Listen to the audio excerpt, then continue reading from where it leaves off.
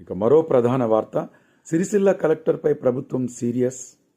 ప్రజాపాలన దినోత్సవం సందర్భంగా ప్రోటోకాల్ ఉల్లంఘించారని ఆరోపణలు ఎదుర్కొంటున్న సిరిసిల్ల కలెక్టర్ సందీప్ కుమార్ ఝూకు గురువారం రాష్ట్ర ప్రభుత్వ ప్రధాన కార్యదర్శి కె రామకృష్ణారావు సంజాయిషి నోటీసులు జారీ చేశారు. అధికారికంగా నిర్వహించిన ప్రోటోకాల్ కార్యక్రమంలో జిల్లా కలెక్టర్ నిబంధనలను పాటించకుండా వ్యవహరించారని పేర్కొంటూ ఆయన తీరును తప్పుపట్టారు. సోమవారం మధ్యాహ్నం 3 గంటలలోపు తన సంజాయిషి ఇవ్వాలని కలెక్టర్ను సిఎస్ ఆదేశించారు. కలెక్టర్ ఇచ్చే వివరణను పరిశీలించి తదుపరి చర్యలు తీసుకోవాలని ప్రభుత్వం నిర్ణయించింది. ఇక అంటే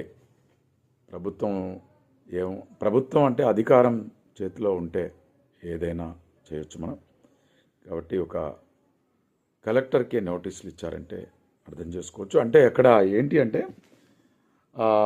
ప్రజాపాలన దినం ఏదైతే జరిగిందో దాంట్లో ప్రజాపాలన దినం మొన్న జరిగింది కదా, అక్కడ ఆ కార్యక్రమంలో ఈ నిర్వహించినటువంటి ఏదైతే కార్యక్రమం ఉందో ప్రోటోకాల్ కరెక్ట్గా పాటించలేదు, నిబంధనలు పాటించలేదు కలెక్టర్ అని చెప్పేసి రాష్ట్ర ప్రభుత్వ ప్రధాన కార్యదర్శి ఎవరైతే ఉన్నారో చీఫ్ సెక్రటరీ ఆయన రామకృష్ణారావు గారు కలెక్టర్కు నోటీసులు పంపించారు.